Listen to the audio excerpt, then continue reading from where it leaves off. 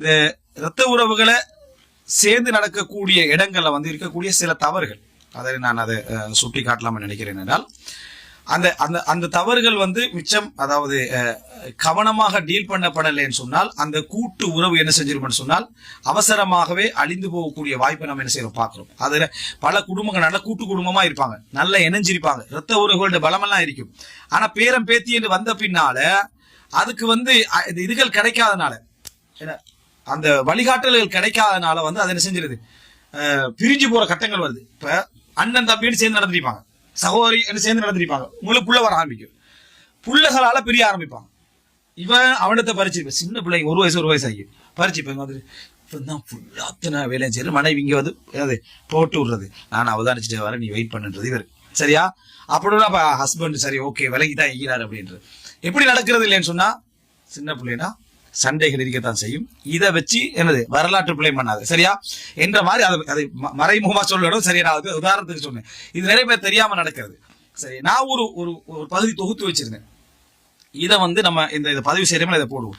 முதலாவது இரத்த உறவுகள்ல இந்த தவறுகள் நடக்கக்கூடிய இடங்கள்ல மிக முக்கியமான இடங்கள் என்னன்னா, மூத்தவர்களின் அர்த்தமற்ற கோபங்கள் மரியாதையோடு அனுசரிக்கப்பட வேண்டும். குடும்ப உறவுகள் நடக்கிற அர்த்தமுள்ள கோபங்கள் எல்லாரும் மரியாதை அனுசரிப்பான். மூத்தவர்கள் அந்த குடும்பத்துக்கு பொறுப்பா இருந்து அந்த குடும்பத்தை வளர்த்து அவன் அனுபவத்தோட பல பாதிப்புகளோட அப்படி உட்கார்ந்து திடீர்னு மூத்தவர் கோவப்படுவார். வாப்பாவா இருக்கலாம், உம்மாவா இருக்கலாம், பெரியப்பாவா இருக்கலாம், மாமாவா இருக்கலாம், சாட்டை ஒரு குடும்பமாய்க்கும், ஒற்றுமையா வாழ்ற குடும்பமாய்க்கும். அவர் ஏதாவது கத்திட்டு போன, இவரு சும்மா கத்திட்டு போயிருக்காரு, இவருக்கு நமக்கு என்ன சம்பந்தம் விளங்கிட்டா, இப்படி கத்தினா நம்ம குடும்பத்துல இப்படி எல்லாம் இருந்துட்டீங்களா, இவங்களாலதான் குடும்பம் பிரியுதுன்னு இவன் ஸ்டார்ட் பண்ணி விடுறது. இவன் தான் பிரிக்க போறான் இப்ப, ஆனா அவனாலதான் குடும்பம் பிரியுது கத்திடுறது. அவர் கத்தினது பிழை. ஆனா அவருடைய வயசு 50-60 வயசால அவர் அதை ஏத்துக்கல மாட்டார், பேசாம தான் இருப்பார். இந்த பேரம் பேத்தி இவன் நேத்து சம்பாதிக்க ஆரம்பிச்சுப்பான், வெளிநாட்டு பேத்து ஒரு 25 வயசு. அவன் தான் இதை கோத்துடுறது. ஏன்னா மாமா இப்படி பேசினாரா அப்படி எப்படின்னு சொல்லுவேன். என்ன மாமா அவன் அவரு கத்துறது, அதோட குடும்ப சப்ஜெக்ட் என்ன முடிஞ்சு போறது. இவர் கொஞ்சம் சம்பாதிக்க ஆரம்பிச்சதோட அதை என்ன செய்யறது, பிரிச்சு விடுறது. மூத்தவருடைய கோபம் அந்த குடும்பத்தில் ஒரு விதியாயிக்கணும். இந்த குடும்ப தலைவர்கள், இந்த குடும்பத்துல பொறுப்புள்ளவர்கள் அர்த்தமற்று கத்திட்டாங்கன்னா அதோட மறந்துடணும். அது வழக்காகவும் கூடாது, அதை விசாரிக்கவும் கூடாது. அது சப்ஜெக்ட் அவர் பிள்ளைகளுக்கு அதை பழக்கணும். பேரன்ல இருந்து பேத்திலிருந்து சகோதரர்கள் இருந்து இந்த சப்ஜெக்ட் நம்ம என்ன செய்யக்கூடாது, சிந்தனைக்கே எடுக்கக்கூடாது பழக்கணும். அவர் அப்படி பேசிக்க கூடாது, இப்படி பேசிக்க வழக்குக்கே எடுக்கக்கூடாது. அல்லது தாய் சொல்லக்கூடாதுன்னு, மாமா அப்படித்தான் பேசுவார், நீ அதை கணக்கு எடுக்காது, அவருக்கு சின்னத்துல இருந்து அப்படி முந்தைய ஒரு காலத்துல ஒரு விஷயம் நடந்துச்சு என்று பழைய சம்பவத்தை கொண்டு அவன் மனசுல திணிச்சு இப்படி நடக்கக்கூடாது.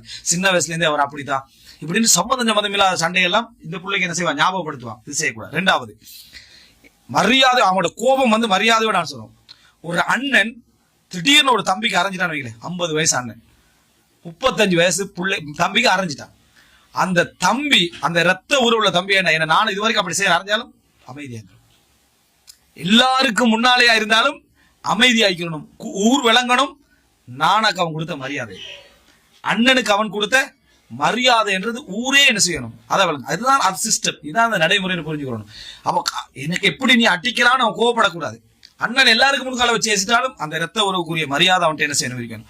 பிள்ளைகள்கிட்ட, பாப்பா இன்னும் நீங்க அடிச்சு சும்மா இருக்கிறீங்கன்னு ஒரு பிள்ளை சொன்னானே, கூட்டு திருப்பி சின்னத்துல எல்லாம் வார சண்டையில நான் தான் கூட அவனுக்கு அடிப்பேன். மரியாதைக்கு அவன் சும்மா இருந்தா அவன் எப்படி பழகுவான்டா, பொறுமையில படிக்க மாட்டான். தம்பியை பாப்பான் அவன், இவனுக்கு அதை தாண்டி. சரியா? அப்படி நீ என்ன செய்யணும், அந்த அந்த நடைமுறையில நீ என்ன செய்யணும்னா, ஏண்டா அண்ணன் அவனுக்கு அடிக்கிற எல்லா உரிமையும் என்ன செய்யுது இருக்குதுன்றது பலம்.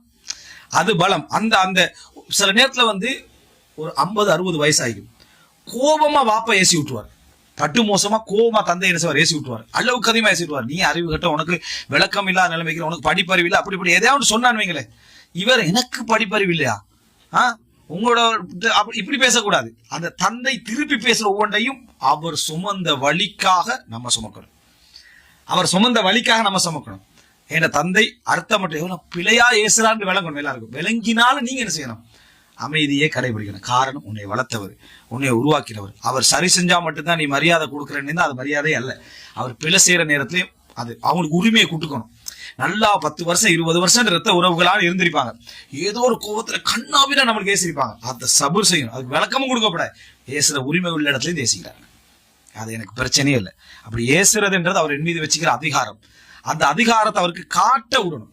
இது மிக முக்கியமான பகுதி. இரண்டாவது, இளையவர்களின் தவறுகள் கருணையோடு திருத்தப்பட வேண்டும். இது முக்கியமான ஒரு பகுதி. சின்ன பிள்ளைகள் பிழை விடுவாங்க, திருத்துறவங்க பெரியவங்க என்ன செய்யணும்னா பாஞ்சு அடிச்சுட்டு அதில் உளுந்துருட்டிக்க கூடாது, கருணையோட திருத்தணும். சில பாட்டிக்கு அனுபவம் பேசுறதுதான் வேலை. எதை சொன்னாலும் பாரு ஏண்ட அனுபவத்துல நான் சொல்றேன் அப்படின்றது. நீ போய் அறிவு கட்டத்துல அனுபவப்பட்டதுக்காக அவ என்ன செய்ய வேலைடா, எதையாவது சொல்லி ஏண்ட அனுபவத்துல நான் சொல்றேன், கவனமா இரு. 40ல கல்யாணத்தை முடியும், சரியா? உனக்கு அமைஞ்ச சோதனையை புள்ளையில திணிக்கிறது. கல்யாணம் அப்படின்னு சப்ஜெக்ட், அது ஏதாவது தொழில் ஒன்று செய்ய போனா இந்த பிசினஸ் நான் 10 முறை செஞ்சு அடி வாங்கிக்கிறேன். உனக்கு தெரியாததுக்காக வேண்டி என்ன செய்ய, அல்லாவுடைய விதி நீ அப்படி நடக்கணும். நான் 11ஆம் முறை ட்ரை பண்றேன், விட மாட்டாங்க. இப்படி அந்த அனுபவத்தை சொல்லி புள்ளையோட தவறுகளை திருத்தக்குள்ள சாதாரணமாக அழகான முறையில இப்படி திருத்தணும். இது இந்த 2 பேரும் நல்ல முறையில் அந்த இது வரதுக்கு வாய்ப்பாயிருக்கும். அடுத்தது நிர்பந்தமான முடிவுகளின் காயங்கள் ஆற காலம் கொடுக்க வேண்டும்.